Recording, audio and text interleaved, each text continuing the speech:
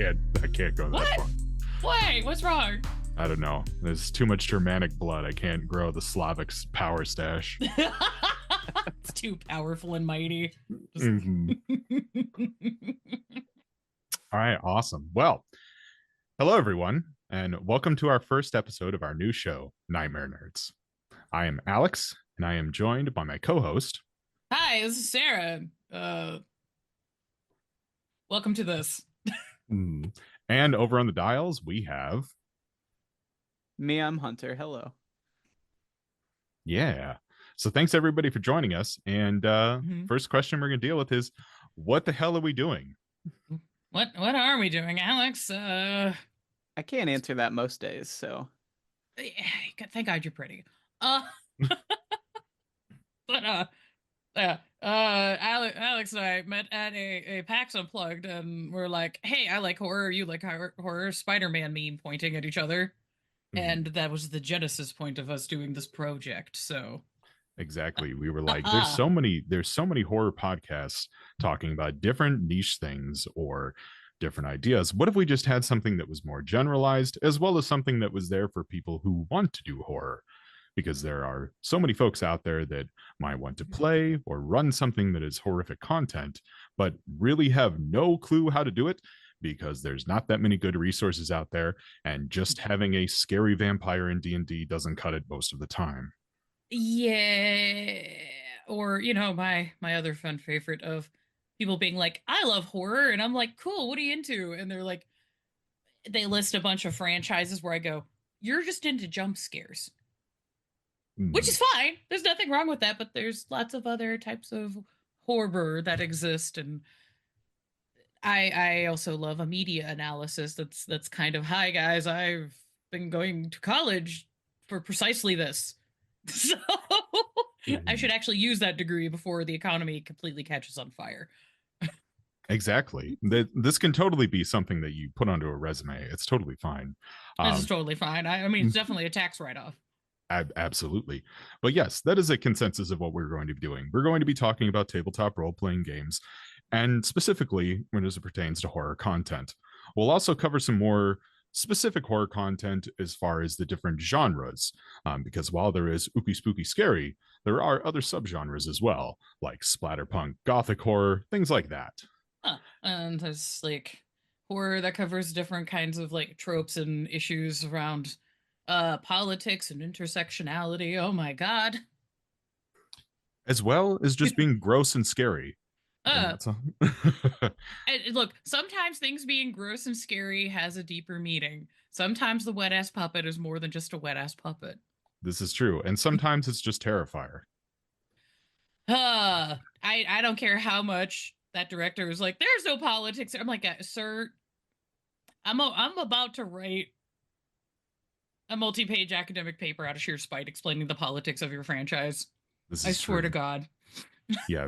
They can say they wanted to just be edgy and wanted to make gross things all they want, but we here in the massive nerd sphere will 100% break down their intentions and pull down the veil and show the wizard behind. Yes, don't make me reread goddamn the works of the Marquis de Sade. I did that in high school. I don't want to do it again. So, and what we're going to do for this first introduction episode is just go through a couple questions and answers. Most of you probably already know Sarah and Hunter, less so me. So we will go through and have like a little quick thing of who we are and why we want to talk about this. So the first question we have on our list is, why do we want to talk about this, and why is horror important? I will take point on this since you asked question. I grew up engaging with probably way too much horror media. It's been kind of my favorite thing since I was but wee baby, staying up way too late to be watching Monster Vision on TNT. Spooky shit on AMC. But horror is a genre that is been used particularly in the past like 100+ years, 200 years as a way to talk about things that are going on in like in the wider political context, but in a way that gives enough separation from actually just straight out talking about it. So it gives the authors like some plausible deniability, which has allowed people to get past like censors and stuff like that. And it also gives people the space to explore and talk about ethics and content with enough separation that they're not just like staring at their own hands going, wait, am I a bad person? Because sometimes you need that space to explore so you can go like, oh wait, hold on, is eugenics in fact actually bad? And the answer is yes. Nod, yes. For reference to the audience that can't see us, we all nodded to this Yeah, just to make sure that, yeah, for absolute safety. It is an audio-based medium, so sometimes we have to articulate the gestures. This is true, yes. So, horror, you, Alex, why important? So to me, my upbringing with horror is actually massively different than yours. I started off as one of the scaredy cat people that did not like horror because I had an overactive imagination as a child and, would get the whole seeing things in the dark stuff and whatnot. But actually, what really changed with all of that was reading horror books. And it wasn't so scary when I would read it on the page. It was mostly imagery. And then that started to evolve into adulthood where I started doing role playing games. And I was like, you know what? I had a lot of stuff that I was afraid of, and I know why I was afraid of it. What if other people also want to explore that as a means of like overcoming these fears if they want to, as well as just experiencing them? Like, you can sit down at your table and ask them, do any of you have thalassophobia? Some of them may not even know what that is. And you may get to the end and they'd be like, I do now. Mm-hmm. Yeah, see, it's hard to be afraid of the ocean when the ocean keeps stealing your family members. Or if you live in an ocean of corn. Yeah. There's different kinds of dangers in the corn. Yeah. Hi, guys. We all live in the Midwest, so, that will be coming up a lot, for better or for worse.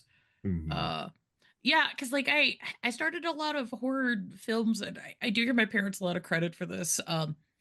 They started me on a lot of classic films.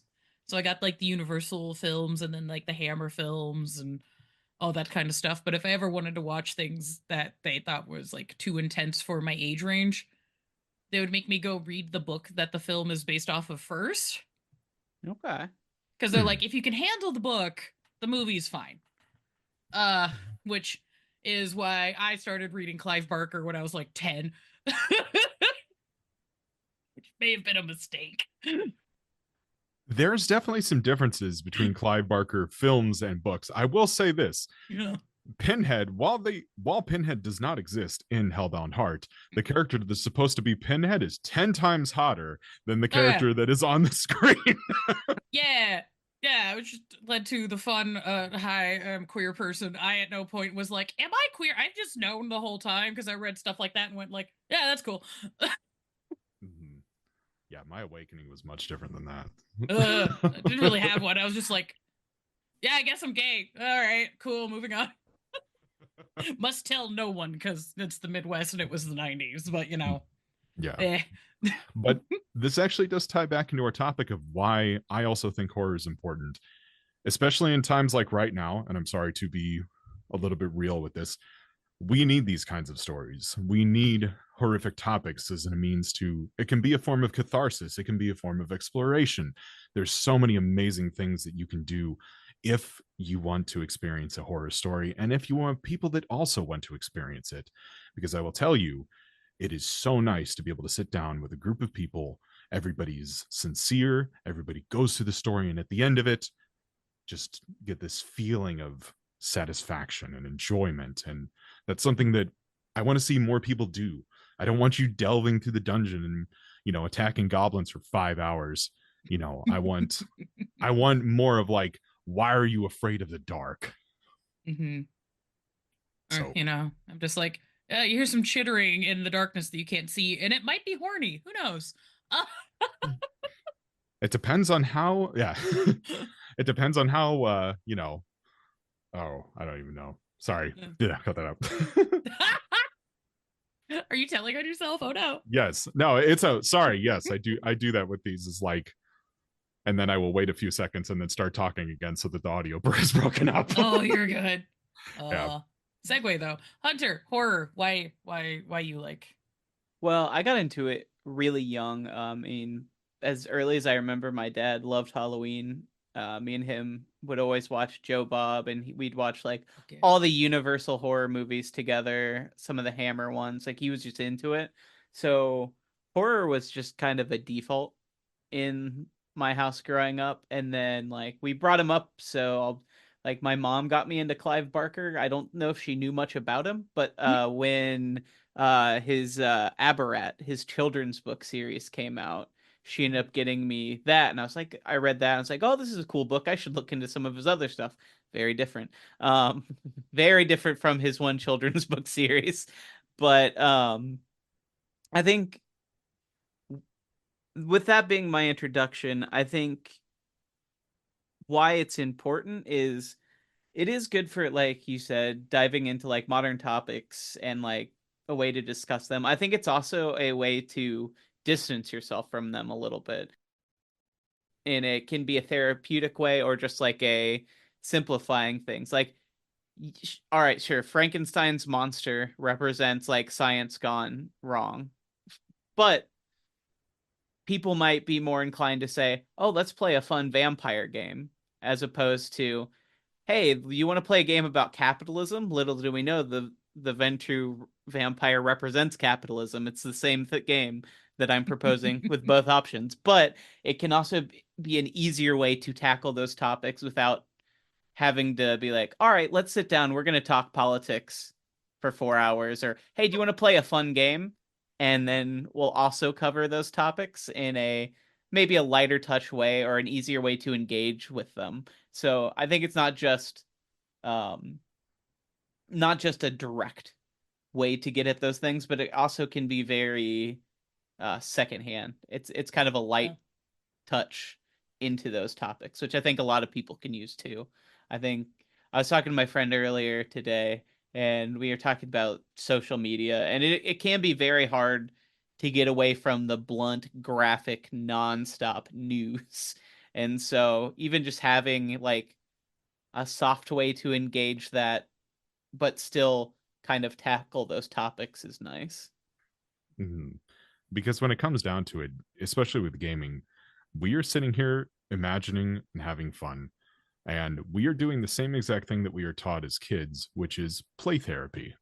We're sitting here and we're experiencing things in a fun and safe environment with our friends, which also segues into the fact that we will be covering safety topics because it is extremely important in any game, not just horror. And it's something that everybody should hear because I promise you, if you have a game that is safe, it will be better. Oh my god, imagine having consent calibration tools and being able to take those skills outside of the game space into other environments. Wow. Mhm. It's almost like humans use play to practice skills. Mhm. Wow. We're just shattering so many, like coming up with so many new ideas here. Yeah, just the gif of the brain exploding. Just Mhm. but yeah, and it's at Excellent. least at least with gaming, and part of the reason like I think gaming is particularly important. I think part of why it's gotten so popular for a lot of folks is we do live in a time where people there is so much alienation due to just how much of uh exposure people have to put themselves out on the internet, and how much of who you are and your sense of being has been commodified because data must be gathered at all the times. So activities that encourage people to actually like hang out together, whether it's in physical meet space or like in Discord or Zoom calls or conventions or what have you, uh, I think it makes those kinds of interactions even more important, um, as ways for people to build and maintain communities. So yeah, just I think gaming is important, and I think horror gaming in particular as uh the spooky, weird, sad kids are always in the horror corner, and I am one of them. And Mm. It's okay. It's a realization that we all have, that the weirdo freak people and the people that are into horror games and the Venn diagram is just a circle, and that's okay. We want to experience our sad queer characters and have them go through awful things, and then at the Huh. end of it get to wash our hands because we experienced that and we Mhm. made it through. Yeah, and tabletop gaming, because it's a storytelling folk art. I'll argue this forever. Um it also allows us to share things of ourselves and our cultures in ways that like folks might not normally get exposed to. And because of the magic of the internet, we all have access to people from all over the place, from all different walks of life. And I think it is an environment where you yourself or you and your friends can encourage each other to share things from each other's backgrounds, regardless of gender, sexuality, race, religion, all of that kind of thing. So, banana. Star wipe. Star wipe. Um, and I think what we'll get into now is just what, as we talk about all these topics, and I realize that we've covered a lot of things, Yeah. just kind of give you an idea of what you can expect from our little show here. And we kind of went over this a little bit before, but just to break it down. So, we're going to be talking about tabletop role playing games, and specifically as they pertain to horror. We're going to be covering things like GM tools, using different topics, how certain genres pertain to whatever groups, as well as a little bit of a deeper dive into different horrific aspects in games, as well as just a general idea of what you want to explore that can be seen as horror, because it doesn't have to have the scary monster in order for it to be horror. There's all sorts of things out there that can be horrifying. Oh yes, and I believe we had discussed trying to highlight uh different game systems. God damn it. Yes. Not that I really particularly have a problem with D&D, and I know D&D, Dungeons and Dragons, is the gateway drug for most of us to get into tabletop gaming. That's cool, but we exist in a creative world where there's tons of small companies as well as independent creators giving us all sorts of options in different ways, and accessibility points to gaming based on, you know, uh eh. I think it's weird that gaming can sometimes appear to be gate kept due to I have to buy all of these supplies to run games and yada yada yada. And I'm like, no, you have tons of options that cost little to nothing. You And you can also support small creators, which is always dope and cool. You can get a free dice roller in your browser. You can draw maps on note paper. You don't have to buy the $1,000 options that you see at conventions. They're nice, but you really don't need any of them. Exactly. You can do the premium. You can also just go to itch, find somebody's free game, download it, and just play it with your friends. And that also is a thing too, as we're talking about these topics. If you are an indie creator who creates horror game and you want to talk to us, feel free to shoot us an email. Yes. Yeah, supporting other people doing cool projects. Because fuck the AI bots. Yes, absolutely. This is how we stop the Terminator future. Everybody, we support each other's friends with their cool projects. It's only a matter of time before the Arnold Schwarzenegger AI lookalike comes up and asks you if you want to play D&D, and then makes you pay $60 to see your character. That's just D&D 1. It already exists. Sorry, that might have been a spicy take. No. See, no. We'll save the future by all of us passing around the same $40. It's fine. Then you can watch see your money go away. Hey yo. We are never getting a sponsor from them. It's fine. Do what I do and just stick with Dungeons and Dragons 2nd edition. No one's happy but me and like the 3 people who've played it before that I play it with, but it's what I learned and I'm tired of learning new editions. That's my biggest problem with D&D. There's too many. I've played too many of them. They're all too different. I can't remember. The system's so complicated. I'll just randomly start running THAC0 and 5e and everyone gets upset. Because half the table is like, yeah, that's how it works. Wait a minute. Hold on. THAC0. That just like fucking triggered somebody's core memory and they're just like, oh no, and just flashbacks are happening. just feel the disturbance. I swear Uh. it's really easy once you figure it out. It's just got to click, and that could take 2 years, but once it clicks, it's really easy. And hey, that highlights an important point of you don't have to have the newest game in order to have fun. You just have to have the game that's right for you. Hell yeah. But hey Alex, question. Mhm. Yes. Friend, who are you? Yes. So kind of well, you got the introduction. I'm Alex. I am not on social media anymore because I decided that I was hurting my brain, and it's been much better. As far as why I want to talk about this stuff and what sort of background I have, I am a horror writer. I also used to do horror actual play content creation. I feel very, very strongly about uplifting the community and making the community better, more welcoming, and just being there for us so we can tell fun stories and have a good time. Because world hard, game fun. World hard game fun. I love that. Anyways, hi Sarah, it me. For those who might have questions, I am a first gen American intersex pansexual former sex worker switch. I don't make decisions ever. I've got 2 passports. It's very crazy.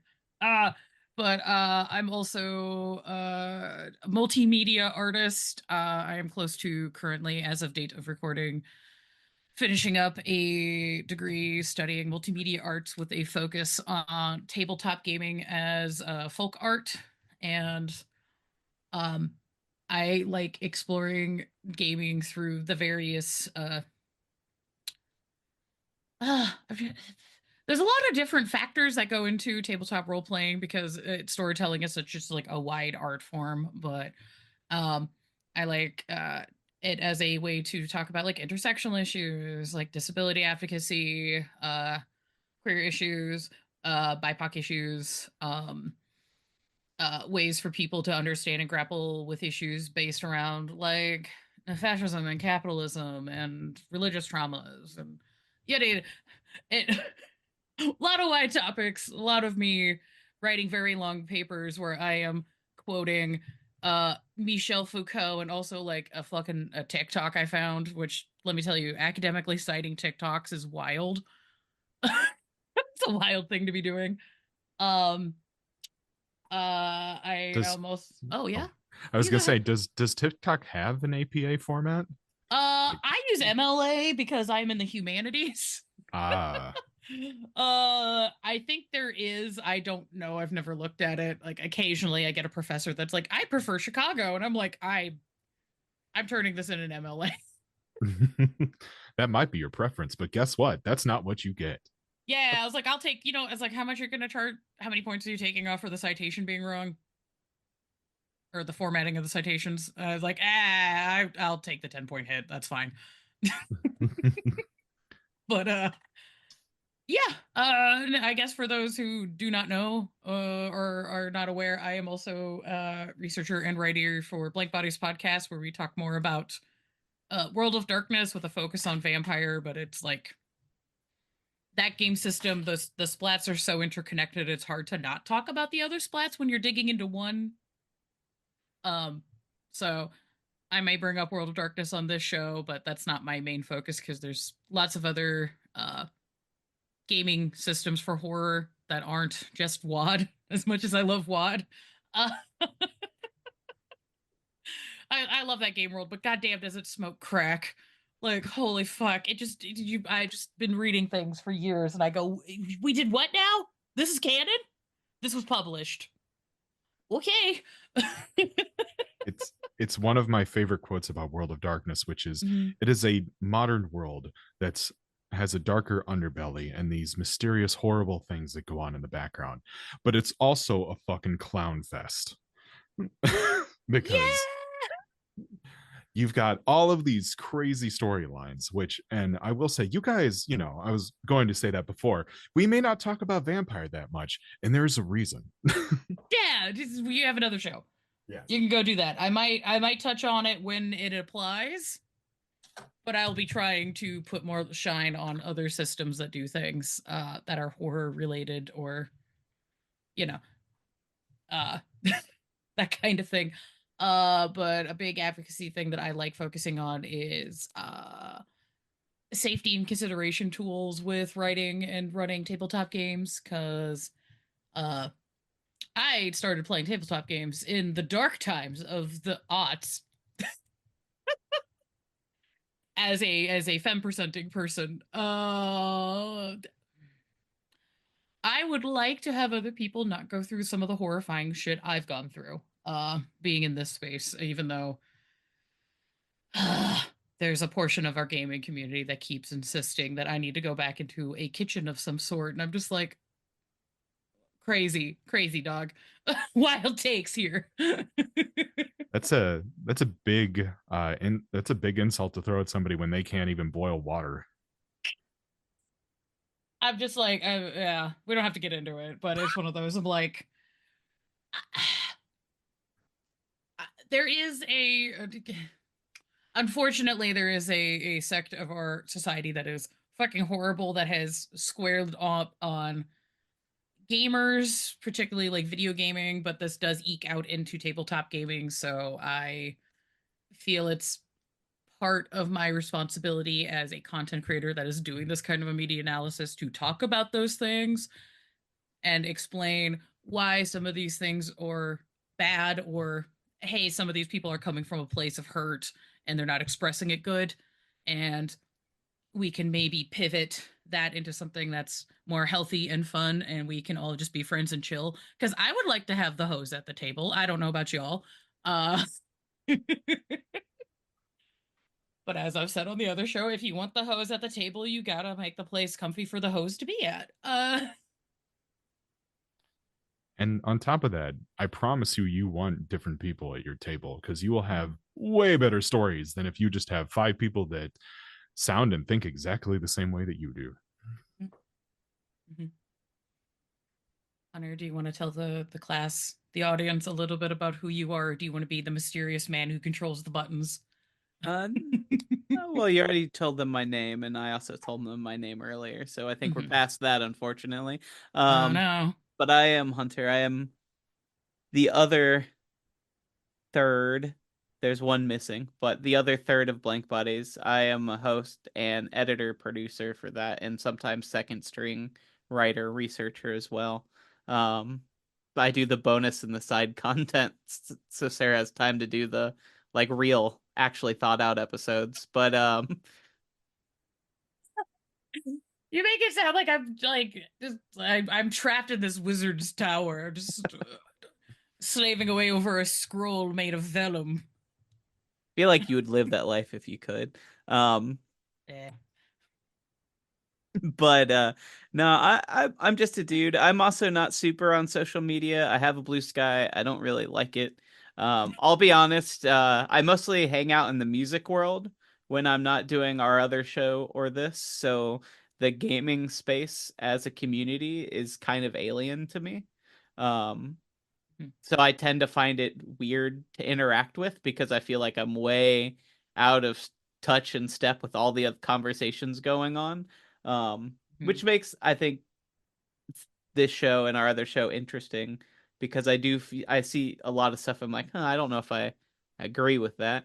Like, I saw a video being shared around, and I can't remember the name of it, of the person, but they were saying how you basically can't run tabletop games that aren't comedy because it's inherent for friends to joke with each other. And that's maybe one of the worst takes I've ever heard in my life. Like, if you were playing games like 10, 20 years ago, you were having people being mad if you weren't serious at the table when you're playing games. Like, there may be a vibe shift in the overall community of what people prefer, but to say that's impossible is a little crazy to me. So I hope that we can maybe, and then I can help provide a little bit of different perspective on than what I see in a lot of time being discussed. Like, I do like I like our funny games. I'm running D&D for some friends right now, and it is like a pretty silly, goofy game. I think most people's first games are like that. I think it's fair to say that most people's games start that way, but I think you can definitely push yourself to do more serious, more thought out, more thoughtful stuff. And especially someone who comes more from other media and kind of just shoves it into this when we're doing tabletop stuff. I think that can be a really good mode by analyzing other types of storytelling where and bringing that over. But like I said, I'm a musician. I've been in some bands. I'm not in any currently, but I'm working on it. And yeah, you can hang out with me on the Blank Body server. That's about the only way you'll find me online at this point. Otherwise, Oh I am like God, a ghost. am I the only one? I'm internet poisoned as fuck. Is it just me? Oh no. And I'm gonna be doing more of it as we go forward because I have decided, fuck it, I'm just gonna make doing media analysis things my career, and this is part of that project in one way. So there may be other content on the way. Like I said, I have a Blue Sky, but I don't like it. Mostly because I don't know. I think it's good that it's not like Twitter where I'm stuck on it for 2 hours if I open my phone. But at the same time, I open it up just a lot of, I don't care. And then I set it down after 30 seconds and do something with my life. So in that sense, I love Blue Sky because it is not destroying my brain and giving me early onset dementia from random content. That might be the most horrifying thing I've read recently. I don't know if you've seen those studies that come out that short form media is literally destroying our brains. Yep. It's a form of dementia that basically makes it so that when you see something that is a short period of time, you immediately forget it. Anything under 30 seconds. But the difference is if you have ADHD and it becomes part of your stim, you will never forget. Yeah, ignore me back here in my corner in the back of my head singing Steve Le Poisson. It's fine. Don't worry about it. I don't know what that is, and I don't know what that means because I took 1 year of that language. I have ended up on Francophone TikTok, and there's just been a little meme song with a fish. It's very cute. I don't know if I shared that story on the podcast, but in high school, to get an honors degree, we were required to take 3 years of a language. Or specifically said you had to take 3 years of foreign language, which meant for 3 years I took a different first year of a different language every time, so I can count really well in multiple languages, and that's all I learned. You are a well-traveled, yeah, exactly. It can be a flex point. Like, yeah, I know French, German, and Spanish not well, but I know them. I can count in French. I can order ein paar Kuchen in German, and I can ask where the library is in Spanish. So fantastic. Yeah.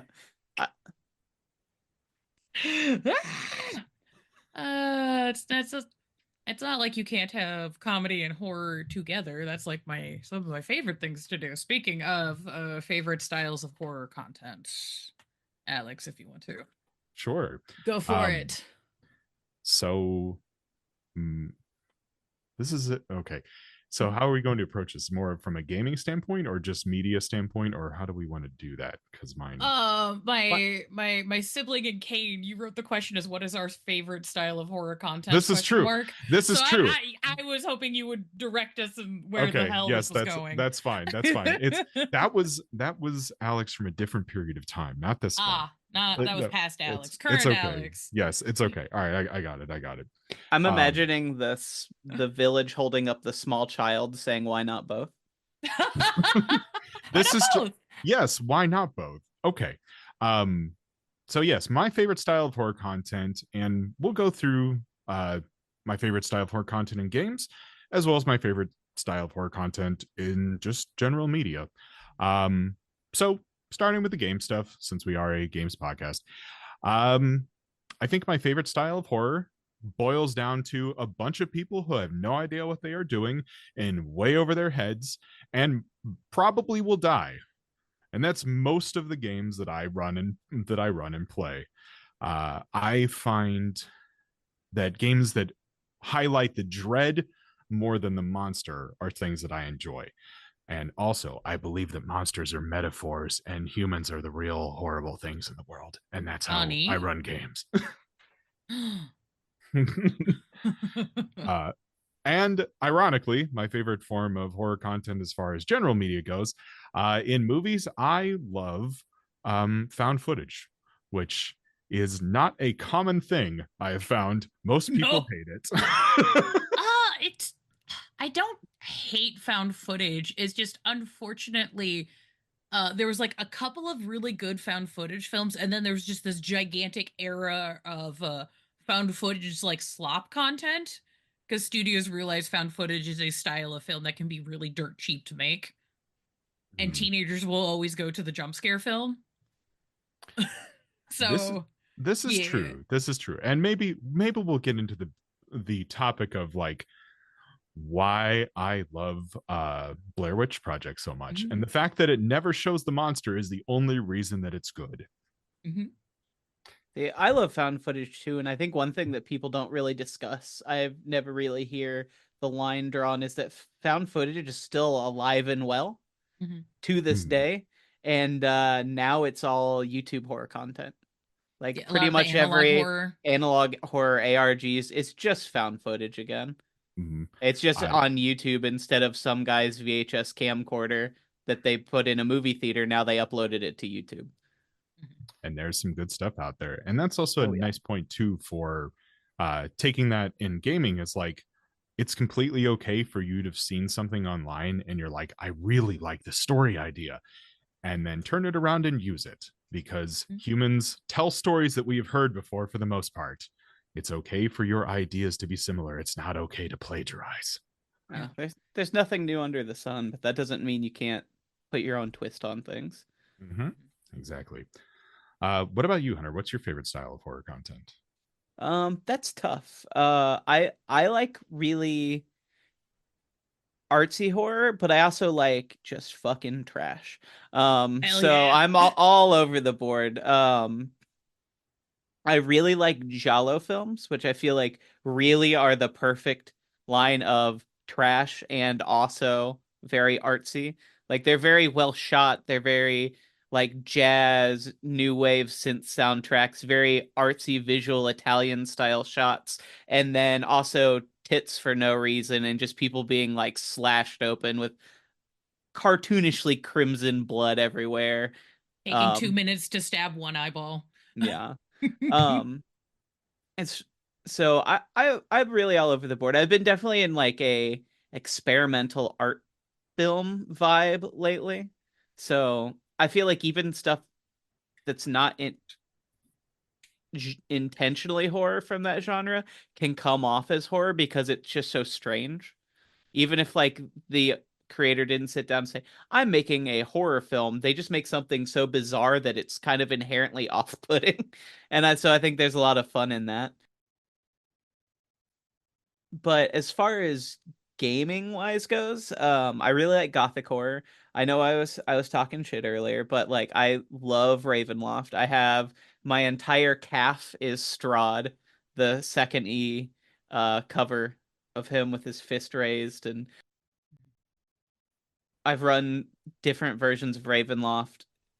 One of my absolute favorite game settings of all time. I think it captures those old Hammer movies just about perfectly. And you still can have like dungeon crawls and fights, so that's really fun. And I also like modern games a lot. I think one of the best compliments I've ever gotten was from Sarah. She described the Hunter the Reckoning game I ran for us as a combination of Twin Peaks and Silent Hill. Hmm. Hmm.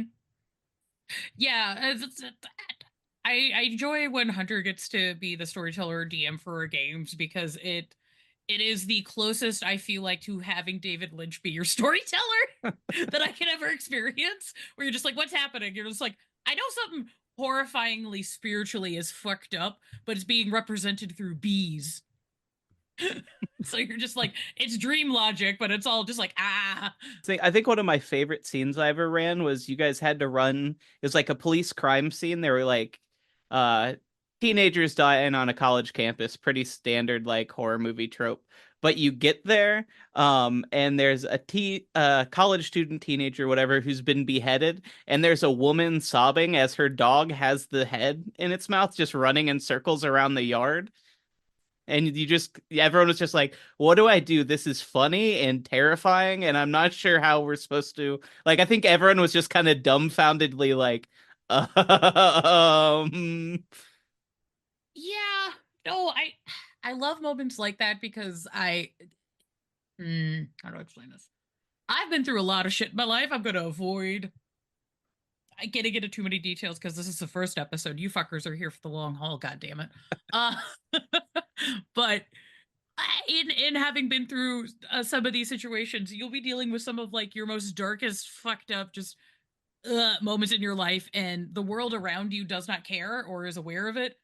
So there's no cinematic like the rain falls and there's a fog and the spooky music plays somewhere in the distance. No, there will be like you'll be having a horrifying moment and somebody's dog will just be loose and odd commercials will be playing, the radio is gone, like having an existential crisis and a car will drive by blasting Kendrick Lamar.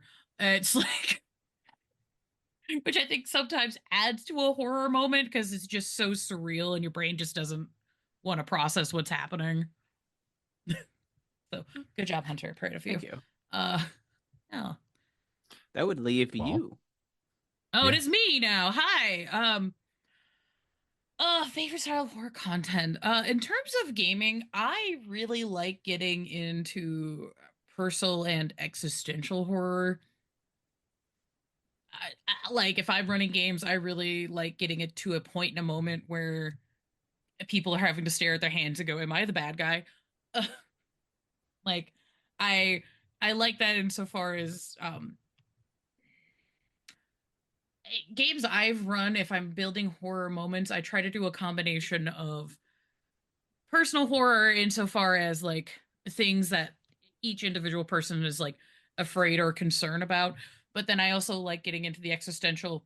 You are part of these systems that are bigger than you, and they do not give a fuck about you, but you are still complicit. So just giving characters moments to go, oh, oh, this is what's happening. Oh God. And then let them decide how they're going to react to that. Cause some people have a Lovecraftian like psyche break and go bananas and do something crazy. Some people get really depressed and in character and they may fold in the face of those kinds of things. And then other people try to find a way to like combat that or do something small in their own way to uh, cope or try to fix what little part of the machine they have access to. Um, uh, which is again part of the reason why I'm like I've been a big proponent for World of Darkness because it does give it's a game world, a game system where there's a lot of layers to narrative options. It's also partially why I've liked Call of Cthulhu as well. I've mostly run Octoon Cthulhu. We'll blame that on the fact that I'm a big fan of Hellboy. So I'm just like, oh, hey, guys, it's really easy to sell a horror game when you're like, hey, guys, do you want to kill a bunch of Nazis? And everyone goes, yeah, that's great. And then I just stick like fucked up, horrifying things in there that are not the Nazis. And then they're just like, oh, no. And I'm like, yeah. Also, you need to go kill Nazis. There's terrifying experiments beyond mortal comprehension, but also you need to kill that guy.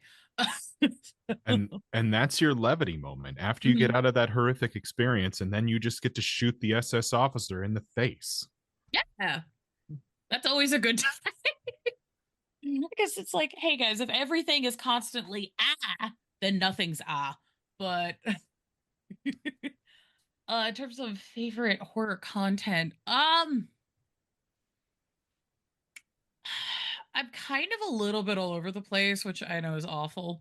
Um, like I fucking love artsy horror stuff. We'll blame on the fact that I had a way too much access to like BBC kind of like one room horror dramas. Um, and also yeah, it's something that like Hunter and I bonded on because we met in college years ago was our love of just weird giallo and like exploitation films and just weird B movies. Um, I love Mia Howling too. Uh,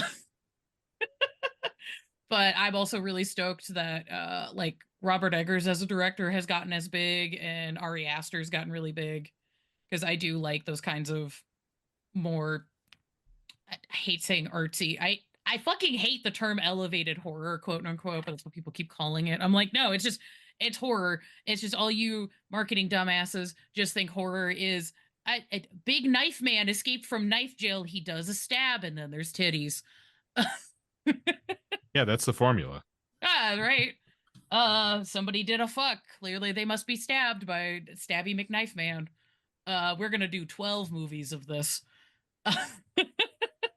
But I also enjoy. There's a lot of like French extreme films. There's some. I also enjoy some really intense things. There's a handful of films that fit under like the torture porn genre that I enjoy. Not not guinea pig, like not like that. No, there's some stuff where I'm just like that. I respect your right to make that kind of content. It's not for me. I don't think you need to make those kinds of things. Your for horror doesn't have to be that intense, but you can get into some really bizarre ass things. Like one of my favorite film directors is Takashi Miike. Um, and he's done a wide gambit of horror movies that are like a little more on the silly side, and then some of the most just things you've ever seen on screen. Uh, and he's done some artsy things, so you know. Um, I tend to like horror movies that are horror movies, horror stories. I haven't been reading as much like short stories or fit. Yeah, I haven't been reading short stories or like horror novels as much over the past few years because college. Uh, but films I've always had a big thing for, and I tend to like horror films that have a little bit more going on with the plot than just stab man do stab or we are aware in the film that there is a stab man. We're going to try and outsmart stab man, but haha, children cannot escape death. You will all get stabbed. uh fucking but then I'm also somebody over here that's like I fucking love Mandy, and I always sell that movie as, guys, you get to watch Nicolas Cage act his dick off and then he does demon cocaine. It So was it was an out of body experience while watching it. So yes. I actually got to go see that at a small arts theater here in Indianapolis, and honestly it was fucking worth. I'm like, that's a movie where I'm like, if you can go see that on a big screen, please go do it. It's a fantastic time. But yeah, that is at least the horror content. Yeah. Okay, at least a little like fun haha question that Sure. I What? thought would be Yeah. fun. Um, okay, if you were trying to get somebody into like horror gaming, what is a piece of media that you would use to try and like sell that idea to them? Yeah, you got a friend that's like, I don't know if I want to try a spooky game, and you're just like, hey man, I'm wanting to run a game like X. So as far as a media that I would recommend to somebody who, if they're telling me I really want to get involved in horror, but I'm not really sure, or I really want to get involved in horror gaming, but before I take that leap of actually dedicating 4 hours of my life to sit down with a group of people that are thespians that want to have a good time with all of this, and I don't want to ruin it for them, I think honestly, I would go with Event Horizon. Oh hell yeah! It's a good piece of media to recommend to somebody. And the reason being is Event Horizon has a pretty easy to follow storyline, which admittedly, like there are some people out there that write fantastic stories, but the biggest thing about role-playing games, at least as far as I believe, is the players' interaction with everything. So they're going to decide how the story flows. And that's basically what happens in Event Horizon. Yes, the spoilers. Yes, the ship is alive. Yes, it went into hell, but it's all about them interacting with it, and it's got a nice pace. You see people being isolated, experiencing their own personal horror and fears come to life, the way that that starts to deteriorate the relationship with the people around them, the desperation moments of trying to get to safety, as well as having a very nice flow that is important in horror, which is that, and I will kind of, if you are just getting started in this in horror, I will tell you one thing right now: humans can only experience the same emotion for about 20 minutes. So if you're scary all the time, people aren't going to have fun. So what you have to do is have nice little moments of rise, fall, scary, hope, scary. Lust isn't really the same because that's in the same center of your brain, but we'll talk about that later. But these moments of levity and things like that to kind of take you back out of the story of like, oh, maybe things are fine. Like, yeah, I'll have a good time. Oh, that was a little bit of a silly moment. And then bam, right back into it of how awful things are. And it's also a good representation of gaming because, yeah, you're going to have that moment where some people at your table might try to make a funny once in a while, but it's your job as a GM to bring that back. It's okay to have those moments. It's okay to have these things. And I think Event Horizon shows a good job of that, of like, the characters go through these horrific moments. They have these fun moments too. They also have some really, really messed up moments. And they also do a good job of like, the scary thing isn't right in front of them all the time, which I think is also important in horror. So, yes, I hope that covers it. So, what about you, Sarah? Oh, I immediately, every time, brain goes to Reanimator. It's a classic horror movie classic. I keep running into people that haven't seen Reanimator. Like, I just had to show one of my partners Reanimator for the first time, and I'm just like, how the fuck did you go this long and you hadn't seen this thing? It's a tight 90, so it's a quick watch for folks that like, busy. It also exists as a musical. If you want to get into that, the director and writer of this film, it comes from like a very experimental theater background. But you have a good little balance of different types of character trope, or like kind of tropic characters that all have very distinct personalities and motivations. Uh, there's only one person I think in the entire plot that's like completely unlikable, but he's obviously the bad guy TM.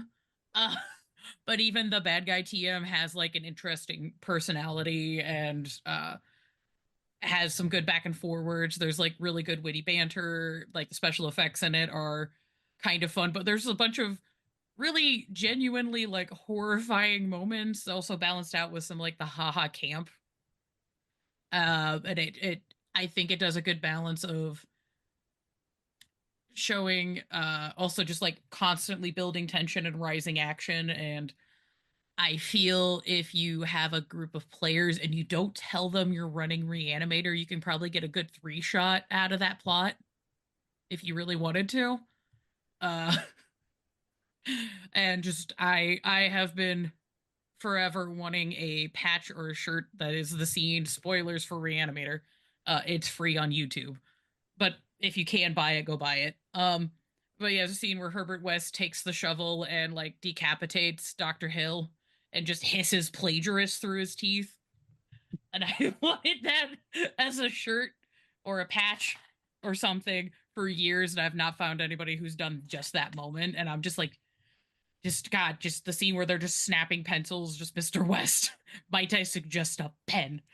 Like, it's so cunty. I love it. But yeah, Hunter, if you had to pick a media thing to get someone into horror gaming, what would you think?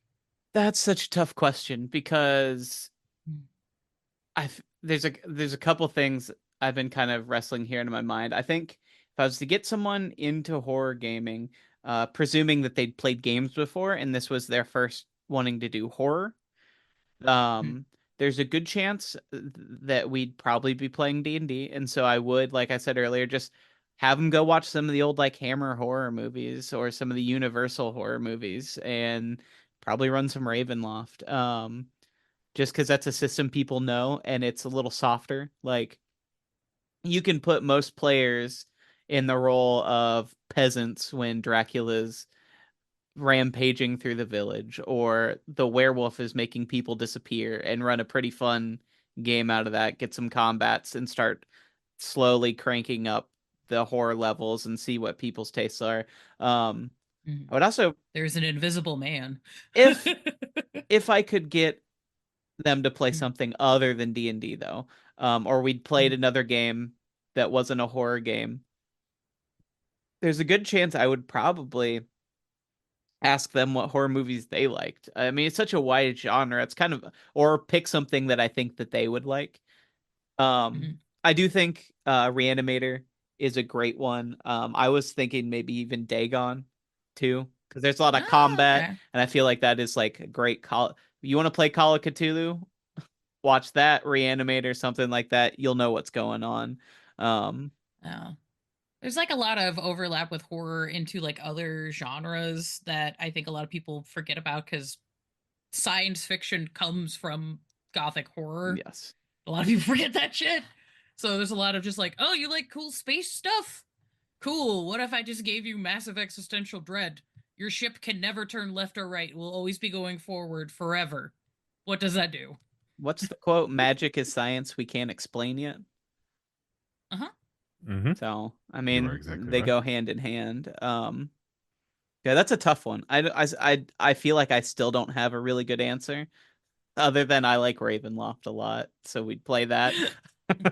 I I thought mean, really hard at how to I phrase that intelligently, mean, but vampires are a classic. And there's a lot of different kinds of horror you can get out of just like a vampire character. That might be a future episode. Shove that note later into a pocket. Um absolutely. I think Hunter, you did highlight a good point too, which is and this also comes around to being a player of a thing that we will try and go over is the importance of driving questions, but you can even experiment with that right here and right now as you've got your friend and you're like, what's your favorite horror movie, or like what's your favorite piece of horror media? Because if they're like, man, I really like Silent Hill, there's plenty of games out there that are that. If your friend's like, I really like Interview with a Vampire, you can just windmill slam Vampire the Masquerade right in their face, and they're going to be like, you already know 90% of this. get Yeah, the friend who's really into killer clowns from outer space. And it's like, girl, I can do that. Sure. absolutely. Absolutely. Because hmm, at the end of the day, we all just want to tell stories that are fun for us and fun for other people. So asking them what they like is a pretty easy way to make something that's going to be fun. no. Yeah. That's been my cheat code lately, to not have to buy books and to not expect my players to read anything. Is when I have been running D&D or other games lately, I've been making them play Microscope first. So we make the setting together. If you're interested, we did a whole Microscope thing over on Blank Bodies. I think that was a patron episode, but you can use it for pretty much any game system. But then everyone at the table knows all the same things. They know a little bit about the world, the history.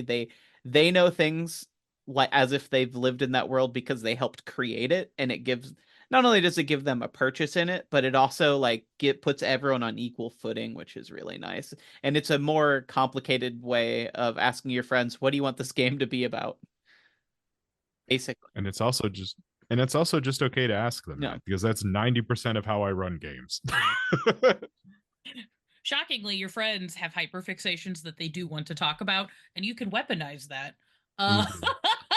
You can also find the little things that they Mhm. like, are they a monster fucker? What if I put a Mm. werewolf in here? What if I made all the villains hot? The villains, that's the thing. The villains are always hot. It doesn't uh, matter what you do, however horrifying it's going to be. And this is also an audience point. Somebody is always going to be like, hey, whenever you bring up anything, and they're just like, I made this terrible. Why? And they're just like, I'm into uniforms. When did that happen? You know what? Later. I am kink asking why. That was a mistake. Shuggoth comes up and player pushes hair behind ear. Oh my god. So you have like 10 tentacles and you're the size of a house. Ah. Ah. Oh yeah. Oh, the psychosexual nature of horror, which we will get into at some point. Absolutely. TM. I think just because this is our first episode, just to give Yeah. you guys kind of an idea of what we're going to be dealing with in the future, we kind of have a high overview topics like storytelling in gaming, safety in gaming, what we think makes games scary, as well as just like a general of what are horror games. So just kind of give you an idea of what's in store and the different things that we're going to do. We also, as we said before, we are also going to have some episodes that go over non-D&D games, because I didn't say this in the background section, but I still do run an organization that is entirely around introducing people to new games. And I promise you, if you sit down with the book, give them character sheets and tell them that they're doing it, they probably are going to have a good time and sit down and do it with you. Mm-hmm. Oh my God, having friends is amazing. Mm-hmm. And also making your friends go, is one of my favorite things. Just making them go, I hate this. Why would you do this? No, no, no, no, no. And I'm like, is this an actual no? And they're like, no, it's great, but fuck you. And I'm like, okay, cool. I'm doing my job right. Exactly. And then you get the message at 7:00 the next morning of, I can't stop thinking about it. Why would you do this? And you're just like, haha, buy me a sandwich next week and I'll do it again. Excellent. Let's do one more fun question and then we will exit out for the next episode. I saw it on here and I thought we could maybe focus on a little bit. We kind of touched on it, but maybe we'll add the note of things we haven't mentioned yet. But do either of you have like favorite movies? Maybe a favorite horror movie and a favorite non-horror movie? You can name one or two if one's difficult, because Lord knows I can never pick the same one. Oh, that's tough, but it is it's very tough. So let's have Sarah go first. I have a hard time picking a favorite movie. Also, like hi guys, I'm bad at making decisions. Oh my gosh. I guess I'll just like list a couple of like favorites, because I'm just like, yes, this always.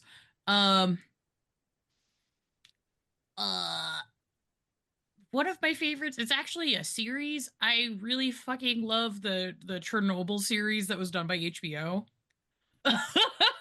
Like, yes, just... the neurodivergence. Every single person that I know that has ADHD or autism and ADHD, like, it's basically the intro of, do you really like trucks? I have a show for you. Oh no.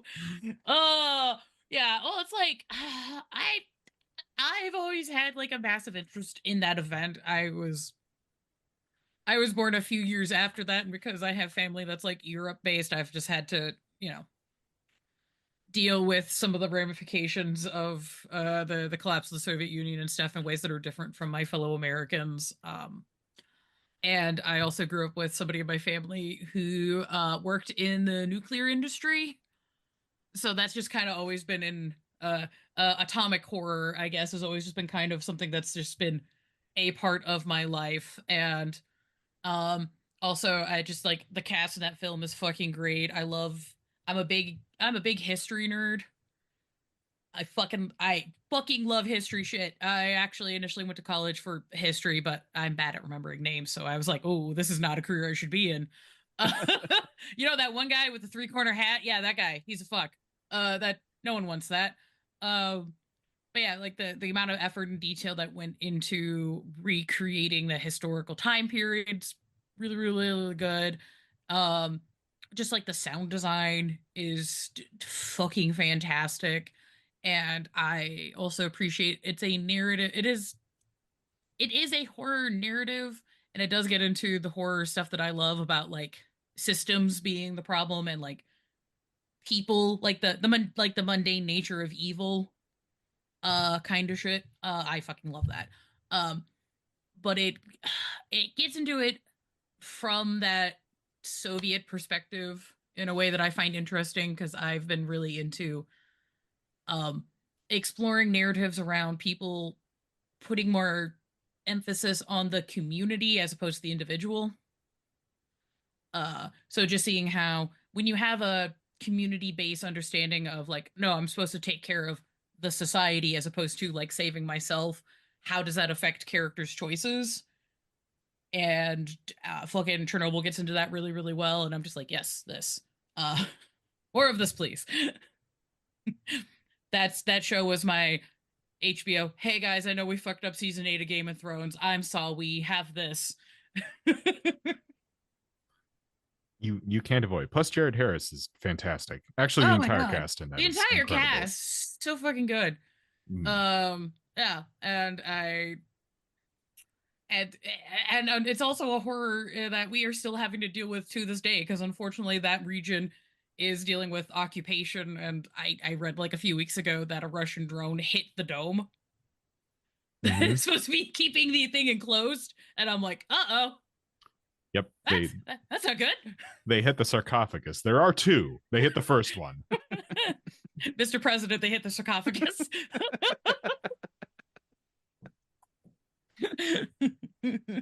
See, now I'm sitting here like, damn it. Oh, I'm sorry. Did I take No, that from you?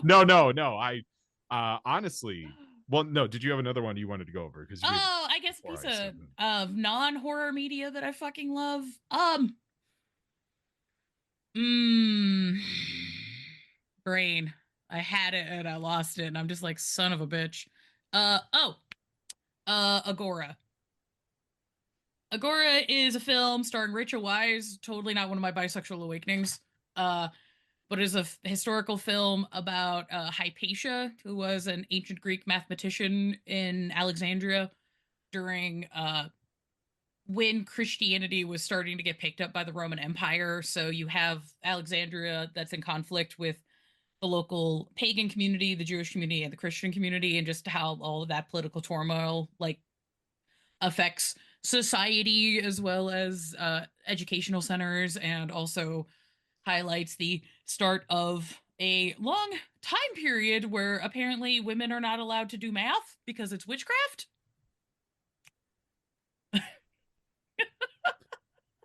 You better not be coming at me with that long division. Shit, son. I gotta just hide to the graphing calculator. You got that thing on me, and you get the TI-84 out. Oh, girl, this shit thing. This shit thing. Yeah, this thing play Doom. I never got Doom on my graphing calculator, but I had a guy in my stats class who did, and I was very jealous. I would have hooked you up with the Doom. That was hell yeah. Yeah. All right, I guess I'll go next. My favorite piece of horror media, I love. So I'll just mention two that are the runners up.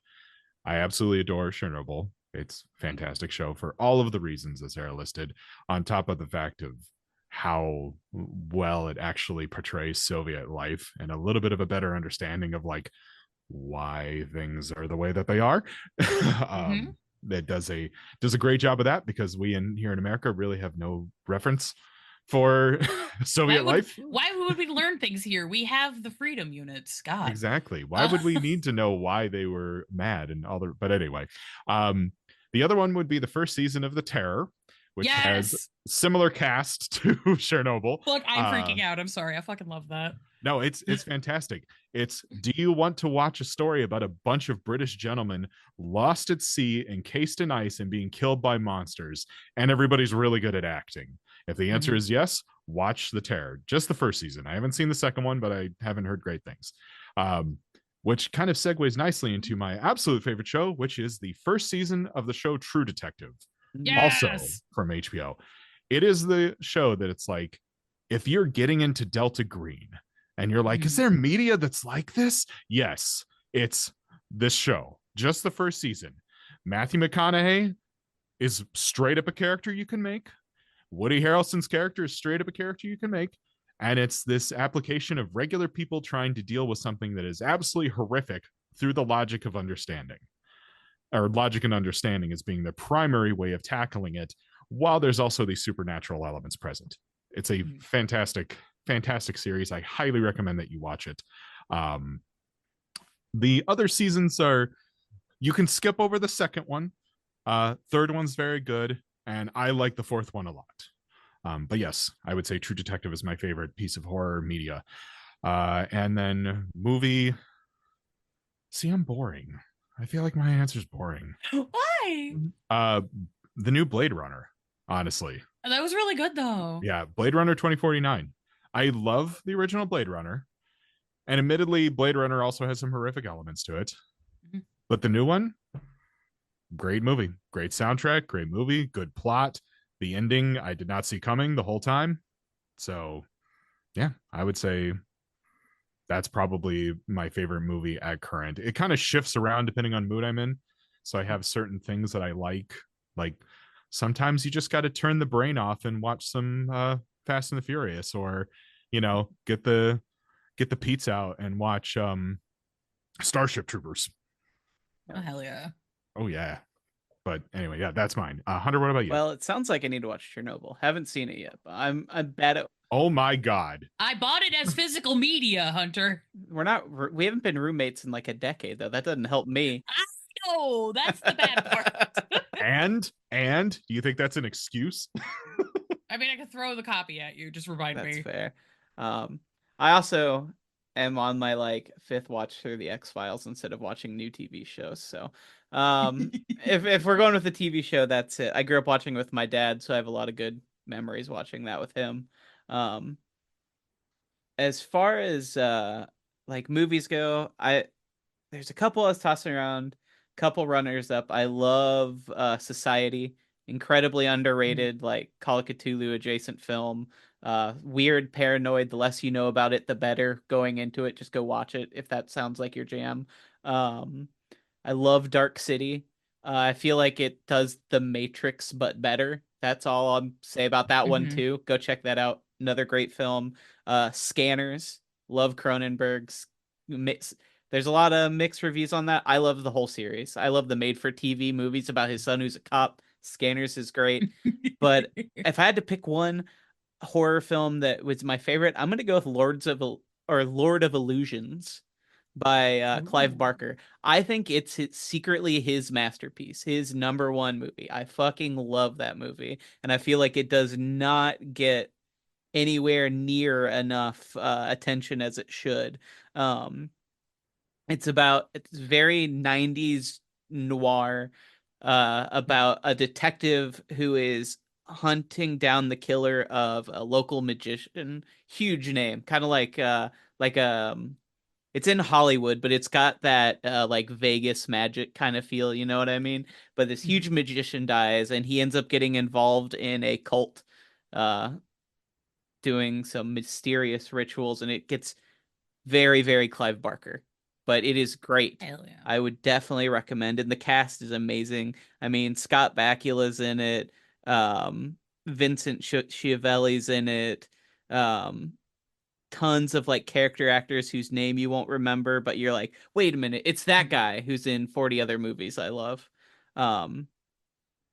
So yeah, Lords of Illusion, definitely my favorite horror movie. And then for non-horror, there's a couple I was tossing around. I love weird comedies, like bizarre ass bear. Like I really like Oh god. I really like Monkey Bone a lot. I know that's. What was the one you showed me where it was like the guitar samurai guy? Oh, that's one of the two films that inspired Fallout, and I'm drawing a blank on the name Yeah, of because it. it was just like a bunch of greasers wandering around the desert for some fuck reason. It was great. I fucking loved it, but I was like, I was drunk as shit, so I do not remember the name of this movie. I'm so sorry, man. And yeah, Six String Samurai. Yeah, That's a great movie. Bizarre, like rockabilly movie. It's literally is in interviews they've said this is like we saw this and we're like, okay, that's Fallout. That's like part of what Fallout needs to be. Really good film. But for my personal favorite, I'm gonna go with Ruben and Ed. It's an obscure one, but I absolutely love it. It stars Crispin Glover at his most Crispin Glover. It's about a man whose cat dies, and so his mom suggests that he goes out to make a friend.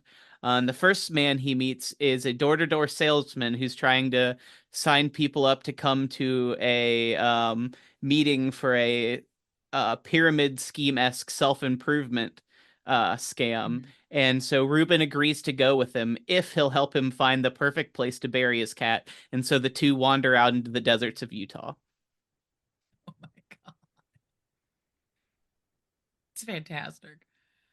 Again, I just realized I didn't actually give a favorite horror movie. I just was like, Chernobyl's great, and then always weird history films that I love. Big history dork. I I don't have a favorite horror movie. I just have a bunch that I'm like, I love to the point that they're like comfort movies. So it's a weird fucking list. So it's like fucking Possession, A Clockwork Orange, American Psycho. Um, I really like pretty much any of the Hammer horror films. I'll just put on just because I'm like, yes, this thing. Um, oh God, I really fucking loved. I feel bad. I can't remember this fucking movie. Mm, is the Bong Joon Ho film that he got? Parasite. If you get a chance to watch Parasite, like that is a fucking horror movie. I will yell about that forever. Yeah. If we talk about movies, I'll be here all night. I'm so sorry, guys. No, it's fine. It's okay. We will 100% be talking about other media as it relates to games because Yes. Surprise, surprise, that's a lot of what your ideas are going to come from. Yeah, there's actually, there's books and you can find music even because I've used music and albums for writing game plot. Shocker. And also it's a good touch point. I feel like it's Mhm. nigh impossible and not as interesting to be like, oh, go read this pre-written adventure, or go listen to this actual play of someone else's 20-hour. That's the only thing we're using to discuss horror and use as a touch point. Like, you need to have touch points in media to discuss media, just period. If you don't talk about media, you can't talk about media. So Absolutely. It's a thing that permeates our lives, and it's important to recognize that it does and its impact that it's going to have on the table that surrounds you. So, yeah. Excellent. I think I think we got the first one in the can. we did. I think we did it. All right. Usually we give thanks to the music, but we haven't, due to the magic of editing. There will be an intro and outro thing going on, but we don't know what that is in this current time. So Yes. We will have, it will seem like we 100% knew what we were doing. Hey, thanks for checking out Nightmare Nerds. We just put up our first 3 episodes, so if you enjoyed this, go check out the other 2, and we'll be back in 2 weeks with a new episode. If you want even more of Sarah and myself, you can go check out Blank Bodies. That's our Vampire the Masquerade and general vampire horror podcast. We also have a channel for Nightmare Nerds over there. You can go hang out, meet a bunch of people. There's always people running games, talk about game inspiration and stuff over there, and I promise the nerds over there are not nightmares. It's actually pretty great. We also have all our social medias linked below, or YouTube, all the other social media stuff. I don't really use them. I'm bad at that. But the other 2, they have much better grip on that than me. But yeah, again, thanks for checking us out, and we'll be back soon. Bye.